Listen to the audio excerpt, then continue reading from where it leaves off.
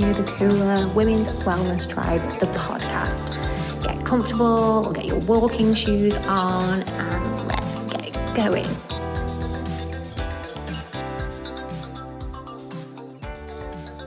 Hello tribe, how are we all?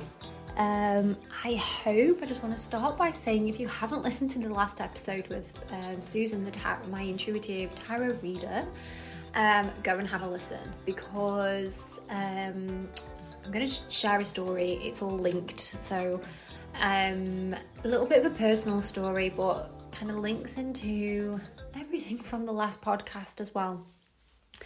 So this week's been a very emotional week in the household, as we had to make the very, very painful decision to put one of our beloved doggies to sleep, our Frenchie gremlin.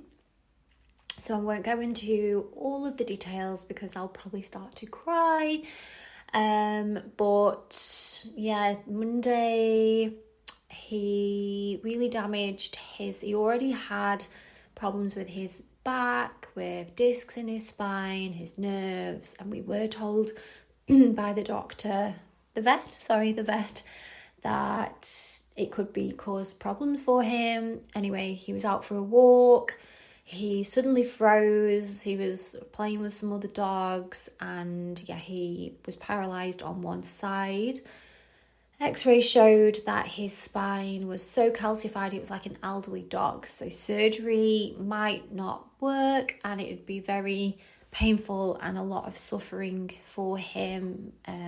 We had to say goodbye to him. And if you've got me on social media, you will have seen both of the little doggies all over my Instagram all of the time. So it's going to take a long time for us to adjust. The house is very quiet. He was very much a pig dog.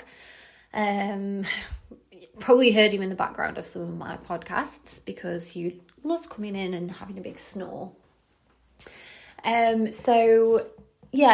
If anyone else has ever gone through this, and I know everyone has to face someone or something that they love passing away, or in the case of a pet, having to make that decision. And in our case, obviously I was hoping that we could keep him for a few more days to see what happened, but that was, for me, it was so selfish, and he was in pain, he wasn't eating, he couldn't go to the toilet. And funnily enough, last week I always, on my Audible, I have you have the free books that you can download. I actually downloaded one, and it was by an author that I really like. She writes yoga books. So I was like, I know her, I'll have a listen. And there was a whole section in there on death. And I was walking the dogs last week, Friday evening actually, and it brought me to tears. And she was talking about how when people die, we need to remember that it is only the physical body. So for me this week, it's really helped, and I was reflecting on the book, and I really do think that somebody, the universe, or my guides knew this was coming, couldn't save my little dog, but was mentally preparing me. And one of the things that really stuck out to me from the book was, like I've just said, the physical body goes, but we always have that love. Like, I'll never not love my dog. I'll never not feel the love he had for me. I'll never get rid of the memories. And this applies to everyone that we lose, or everything that we lose. And just being able to feel that love, which is always going to be there, has really helped me this week. So I just wanted to share that, because if you're going through some kind of loss, just remember the love, remember the memories, and it just sits nice in your heart. So not to upset or put anyone in a sad mood, remembering those good things. So if there is someone and you obviously really miss them, just thinking of those memories and bring up that love, let that love fill your body. And it helps, and it has helped me, and we're only on day 3, I think. So yeah, I just wanted to share that with you. And if any of you listening to this have been through a similar situation or going through a similar situation, then reach out to me. I'll be happy to chat. A problem shared is a problem cared. No, a problem solved. Either way, I care. I care for your problems. And I'm very much, and you'll know this from listening to my podcasts, talk about your problems, share them. If it's sad, you need to say it out loud. I need to share my story. I need to tell people what has happened so I can come to terms with it. So yes, so just starting with that little personal anecdote. And then I just wanted to talk about, so why I started with talking about Susan. So it was actually the day, so Wednesday this week, so I had to say goodbye to Gremlin.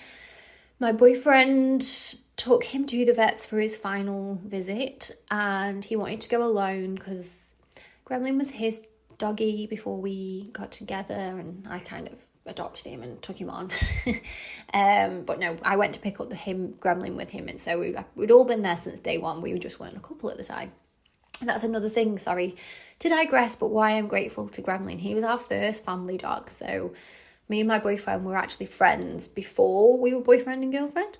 And I'm guessing Gremlin played a big part in us spending time with each other and forming our little doggy family. So yeah, I'm grateful for Gremlin for that. He showed us that we could be a family and not just friends.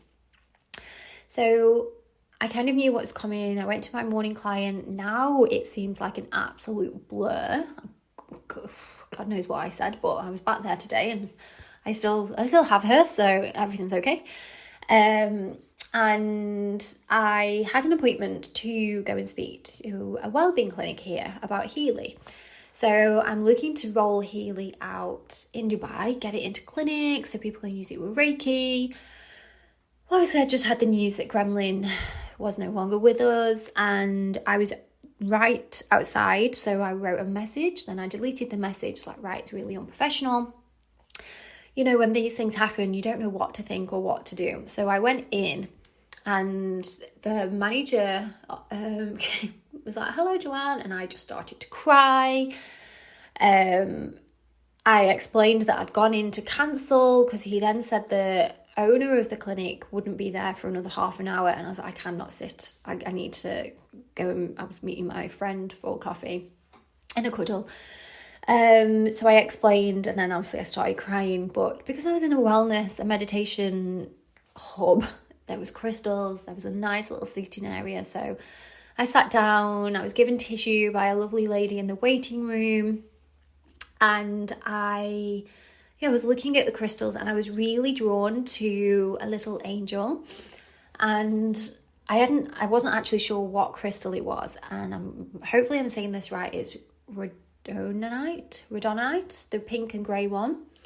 And I hadn't actually got one of those, so I purchased this little angel. And when I googled, when I was still sat there, it actually helps with emotional grief and loss. So I really do think that my angels and my spirit guides were looking out for me there, and my little gremlin. So now we have the angel in the living room with us, as that now for me is a little link to my doggo.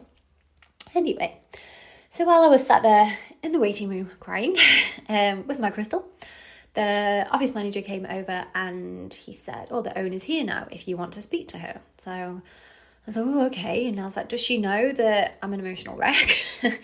And he said, yes, she'll understand. Now, what happened next is also a blur. But so I sat down, I explained who I was, why I was there. I tried my best to talk about Healy, but I had lost all my words. Anyway, as I was talking, the weirdest thing was happening. The lady was shuffling her tarot cards, and she did a read. And in my head, I was thinking, oh, she's going to do me a read to make me feel better.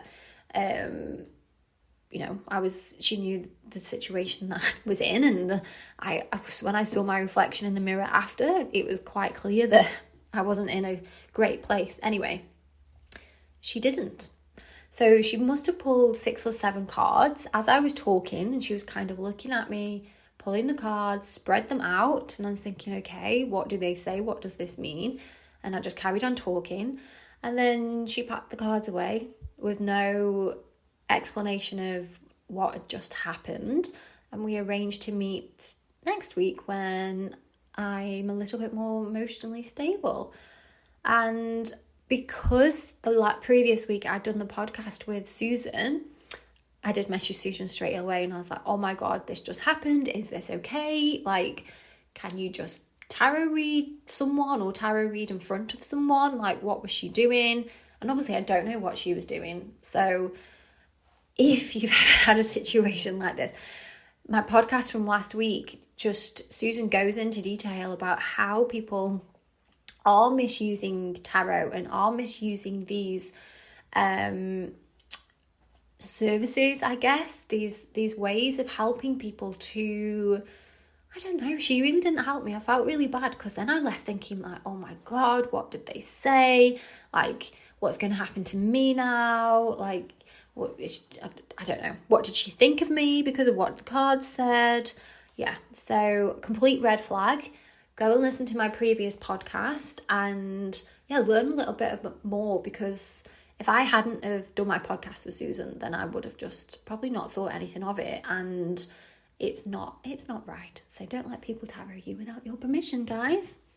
Okay, so back to your wellness. Thank you for listening to my personal story to begin with, and again, please reach out if you are going through anything that I'd mentioned. Now, what I wanted to talk about this week as well, so following on to my previous podcast, I want to share a few common problems that women have when it comes to periods and your cycle and what they might be trying to tell you. So I'm not, again, I've said this before, but I'm not a doctor. I can't diagnose, but what I do have is the knowledge of how your hormones work, possible problems, and ways that you can look at improving these areas without going on any kind of contraceptive pill or any other pill that your doctor throws at you. So one thing that's very important to note is that your period is actually a 5th vital sign. So when you go to the doctors, you'll notice that they do your blood pressure, they take your height, they do your weight, they take your, sometimes they'll check, if you go to the doctor and you need to check your breathing, and they always ask you when the date of your last period was. Now that's not because they're nosy. That is because if you're like, not sure, about 7 or 8 months ago, that's going to be a bit of a red flag to the doctor that something's not right. If you're, you can whip out your phone and you're like, oh yeah, the 23rd of March, then, you're all right. The doctor knows you're regular.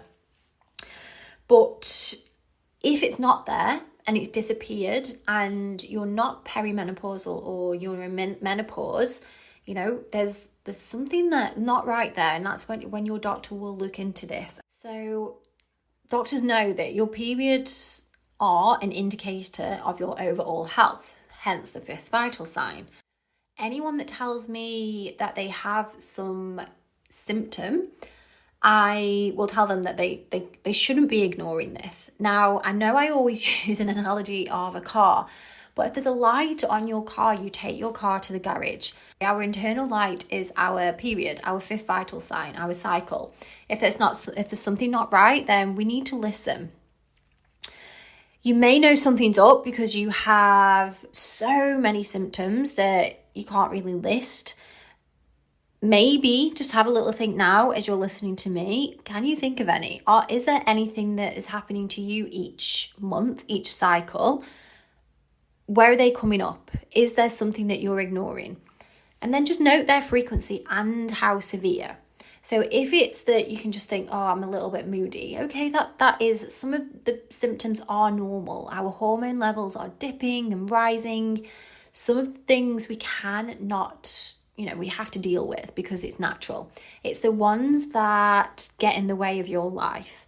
It's the ones that make you struggle to get up out of bed or to live your life normally. I'm just going to go through the most common problems and see if there's anything that stands out to you. So PMS, the most famous one, I guess. Everyone talks about PMS and PMDD. So PMS and PMDD. So we all have some kind of symptom, but like I've just said, but if it's a case of you're saying and you're doing unreasonable things, you're so angry at the world and it's getting in the way of just living normally, but you can't stop and it's just there, then you could have premenstrual syndrome. Period pain, okay, a little bit of pain is normal, but if you have cramps that are debilitating, that you can't stand up, that is not normal. You should not be suffering. You should not just be getting your hot water bottle and putting up with it. There is mid-cycle or ovulation pain. Again, a little bit is normal. If it's putting you on your back and you can't move, then your body is trying to tell you something. Heavy periods, again, it could be heavy might be usual for you, but if they are heavy that you're leaking through pads and tampons and clothes, your body's trying to tell you something. The same with lighter periods. Like if you suddenly just have a few little spots and you're normally medium flow, what is going on? What is your body trying to tell you? Extra long cycles or short cycles, again, if this all is normal for you, then don't worry. This is normal for you. If this happens and you suddenly have a period that's a day and you're normally 4 or 5 days, check it for the next time. And if it happens 2-3 times in a row, then let's have a look what's going on. Missing periods. Again, a missing period would be more than a month. So if you miss one and then you have your period and then it regulates again, that could have been down to stress, diet, too much exercise. Not a good thing that you've missed that period, but it's positive if your periods come back, which means you've been able to regulate your hormones again. Spotting or bleeding in between. This one's very important because a lot of people ignore this because they think, oh, I've just come off my period, or I'm coming up to my period and it's old blood, or, I've heard people say that, oh, it's just blood from before. You shouldn't be spotting that much, especially, say, mid-cycle. PCOS, all of the above symptoms. PCOS is, again, something that doctors kind of label women with. They say there's no treatment, but you can manage your PCOS without going on the contraceptive pill. And endometriosis. So these are common things that come up. And again, endometriosis is very painful and is a lot of the time treated with the contraceptive pill. And especially with PMS, most symptoms can be reduced or eliminated altogether when the underlying cause has been addressed. So all you need to do is you get to the bottom of what is starting these problems. So you're delving in deep. We talk about this a lot in my coaching sessions. So just looking at diet. So paying special attention to stabilizing your blood sugar. So looking at what you're eating. And is it blood sugar? Are you eating a lot of crap? Are you not nourishing your body? Improving the state of your gut health. Again, what's going into your mouth? What goes in affects the insides and obviously what comes out the outside. Are you supporting your liver? Are you drinking a lot of alcohol or fizzy drinks, or not drinking enough water?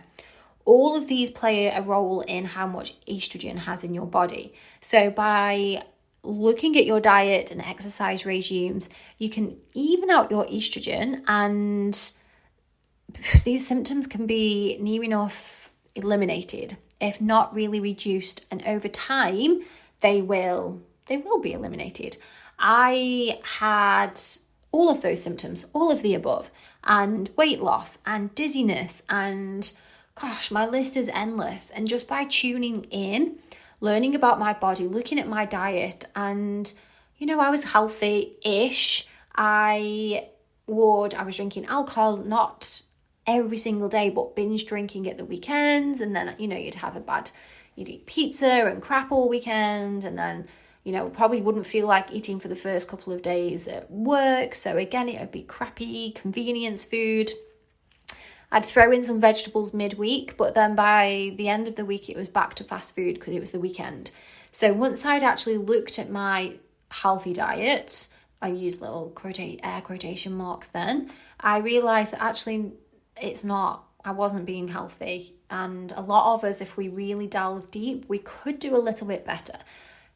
I've never been on a diet. I would never suggest to anyone go on a diet. I would just suggest to swap a few things. But if you want a McDonald's every now and again, then have one. If you want to eat cake, have one.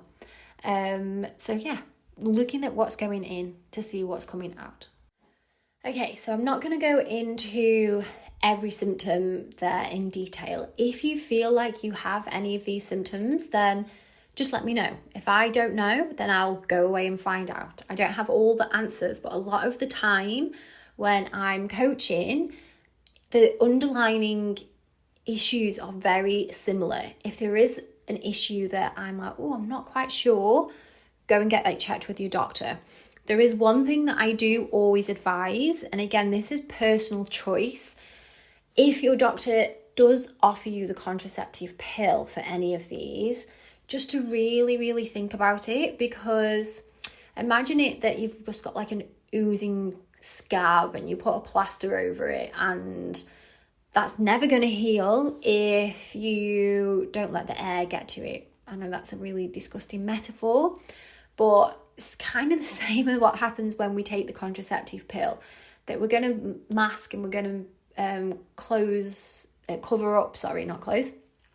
the symptoms.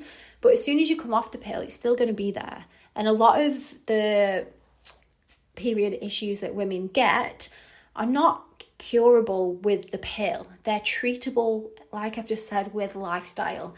I just want to talk a little bit about the pill. Now, I have got no issue against people being on the pill. I'm not a anti-pill warrior. I personally came off when I was about 24, maybe a little bit younger. But even when I think back to going to the doctor and asking to go on the pill, like I asked, I had no reason to. I did it because my friends were on the pill. Like, how ridiculous is that? Like, and they just put me on it. There wasn't a proper health assessment. And it definitely did affect me. I definitely wasn't the person, it really affected my mood. When I think back, I can't even put it into words. That's how I felt. And I know a lot of women are fine on the pill. But there are some, so I'm just going to chat a little bit on that, and then you'll see and you can make your own decision. So the pill is a complicated topic. Obviously, from a feminist point of view, it's giving women control over their bodies. You can choose when you have children. And, when it first came out, like, wow, it was, thinking back to the 60s and being like, wow, we have this control. It was absolutely amazing. But I think a lot of women don't actually realise what these hormonal contraceptives are doing to the body. So you may have heard that the pill regulates your cycle, it tricks your body into thinking you're pregnant, but neither is really accurate there. So most hormonal contraceptives, including the pill, so we have the pill, the patch, the ring, the implant, what else? Have I forgotten one? Probably, maybe. So they suppress your body's natural production of the hormones I spoke about last week: estrogen, progesterone, testosterone. And what they do is they interfere with our, get the name right, our hypothalamic pituitary ovarian axis. So a very long word, I've just jotted it down on a piece of paper here. I remembered to mention it. So if you were to measure the natural hormone levels of a woman on hormonal contraceptives, they would more closely resemble the hormonal profile, of a woman in menopause. So it's basically a significant drop in the sex hormones, again, that I spoke about in my previous podcast. So I do see that hormonal contraceptives have changed the way that we view our menstrual cycles. Obviously, I wasn't alive before the hormonal pill came on the market, but that bleed every month was inescapable. If you weren't pregnant, breastfeeding, or menopausal, or had some kind of medical issue, there was nothing that we could do back then to stop our period. So I guess hormonal contraceptives have made menstruation optional, and nowadays a lot of women opt not to bleed at all, which even when I was on the pill, I always had my bleed because obviously some deep down in my subconscious somewhere, I knew how magical that was. And I really now see the spiritual benefits of the bleed. And I do collect some of my bleed in my little moon cup, and I put it on the plants in the house. And I know some of you are going to be going, what? But yeah, it's grounding. It puts you at one with Mother Earth. Like, we're all Mother Earth. We all come from Mother Earth. So yeah, I do that. I know a lot of other women that do it too. So I know you're probably grossed out by that. Please don't switch off. Maybe try it. And the pill was originally designed to prevent pregnancy. But then there's also lots of other reasons people go on the pill. So acne, all of the symptoms, all of the things that I've just spoken about, PMS, PCOS, cysts, irregular cycles, endometriosis, the pill was kind of given to women to sort of cover all of that. But like I've said, covering all of these up is not always the answer. So many doctors give hormonal contraceptives to regulate the cycle. And I know a lot of women as well still believe that they're still getting their period every 28 days. But, you know, it's been 60 years, 2 generations. No one really ever says that actually it's not a real period. I'm going to talk about why we have this fake period as well. So I love all the history of this. The first pill was in 1960. Yeah, 1960. It contained back then 3, 4, 5 times as much synthetic estrogen and synthetic progesterones. Gosh, 50, 60 more times, a lot more compared to today's formula. So they put these synthetic was the word I was after, synthetic hormones together in a pill. And they realised that when women were exposed to these synthetic hormones, that it stopped ovulation, or it suppressed ovulation. So during this time, obviously there was nothing else. There was no access to contraceptives. And now we have so many options. So when it first came out in the 60s, there was just this one magic pill, and, you know, women were happy for it. They were glad to take it. But just think of this. So taking the pill, and when it first came out in the 60s, it was the first ever drug developed to shut down a normal, happy, healthy bodily function.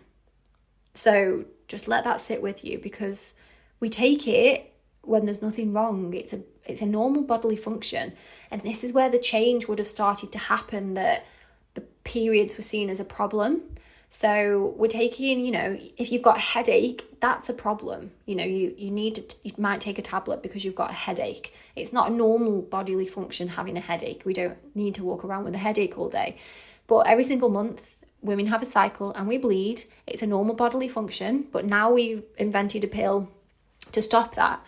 And at first, The women who participated in trials, they actually thought that they were pregnant when they were taking the pill because their period stopped.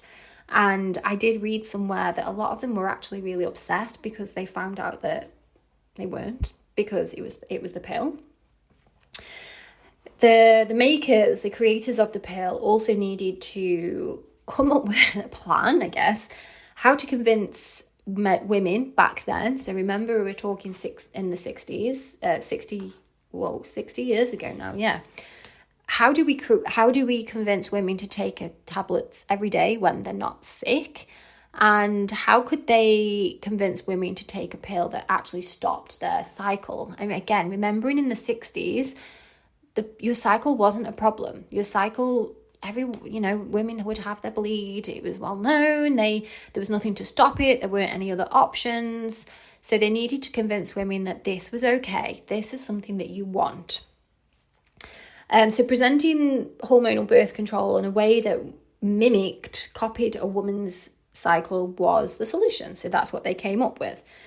So from the very beginning, though, women were lied to about what hormonal birth control was doing to their bodies. The creators literally put in this bleed in the end, so women would go along with it. So without the fake monthly bleed, the women in the 60s wouldn't have agreed to take the pill. So that's why we have this bleed. Because it's blocking, it's kind of like a fake bleed. So the doctors, they put the pill together. They needed to follow the 28-day pattern, but there's no medical reason to induce this fake bleed. It was just to keep the women happy, because psychologically women wanted to have that period.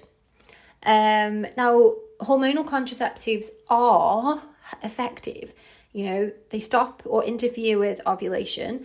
They interfere with implantation, and they prevent your cervix from producing that mucus. I hate that word, but I need to say it in this line of work, from producing that fertile quality mucus. So obviously the main thing is that they do tamper with your ovulation. So it stops your body from having that natural cycle of coming into your ovulation around day 14 to day 18, depending on your cycle. And then that leads me to the side effects. So this is why I'm always I don't want to say anti-pill, but I would say to anyone, if you go to the doctor, if they try to give you the pill, just think about it, because we'll look at lifestyle change first, because of the side effects you can get with the pill. And there's so many side effects. And I was thinking the other day that, so when we go into you're into shops and you see most other things that you take have the side, when you see cigarettes and it shows you all of the side effects of smoking, they show you what these problems could be, and because it can be severe health risks. But this can be the same with the contraceptive pill. So, but again, it's kind of like hushed under the carpet. And yes, if you open the leaflet out and read the leaflet, you will see them. But doctors aren't saying we can give you the pill. However, here's a list of side effects. Choose what would you prefer. Trying to work through your lifestyle, diet and exercise regime to see if we can solve the problems internally, get to the root cause. Or there's a risk if you take this pill, it'll mask all of those, but you're also open to side effects. And I have a list here of possible side effects because there's a lot. So I've got the list. I'm just going to read the list. Okay. Hormonal contraceptives increase your mortality rate by increasing your risk of developing deep vein thrombosis, stroke, cervical cancer, breast cancer, and liver cancer. This product has been shown to cause clitoral shrinkage of the vulva tissues, vulvodynia, painful sex, low libido, loss of sex drive, depression, anxiety, panic attacks, migraine, headaches, irritability, intrusive thoughts, emotional outbursts, mood disorders, nutrient deficiencies, recurrent yeast infections, HPV infection, cervical dysplasia, weight gain, insomnia, fatigue, feelings of dread and hopelessness, uncontrollable crying, suicidal thoughts, and increased tendency towards anger or aggression. So if you're going to your doctor with symptoms of PMS or PCOS or endometriosis, yes, these are life-changing. They are annoying. They are painful. They are something that you don't want. But if your doctor was to tell you, okay, I'm going to give you this pill, but these are the other things that could happen, like, would you really say yes? And this doesn't happen to everybody, that list, I know, but these are actual symptoms. So really think about where you would like to go to heal your symptoms. And again, this is a lot that I talk about on socials and with my clients. Like, let's have a look. Let's try and find the root cause. Is it your diet? Is it your exercise? And a lot of women now, like, we live in this world where we're expected to be tiny men. And sometimes when I tell my clients, just cut out exercise around this time. Sorry, not cut out exercise. Cut out the big heavy cardio or the HIIT or the CrossFit or whatever. Maybe go for a swim or a walk or do this around this time for a couple of months. Let's see how it goes. And a lot of the time, that heavy periods or light periods or whatever their symptom is, they're like, oh wow, yeah, it feels better. I've got way more energy as well. Like, it's not a magic wand. It's just tuning in and listening to your body. Okay. On that note, I'm going to end today there. If you do have questions or you're listening to this and you feel like you've got, I don't know, some symptoms, or you're not sure, or you're struggling with something, then just drop me a message. Like I said, I'm not a doctor, but I have got the knowledge and the insight, and whatever I don't know, I can go and find out. And, we can work through this together. So contact me on any of my socials, and we can have a little chat. And see how I can help. And I will see you next week. And that's it today, everybody. I hope you have a lovely week, and I'll see you again next week. Don't forget, 5 stars, download, tell your friends. You're amazing.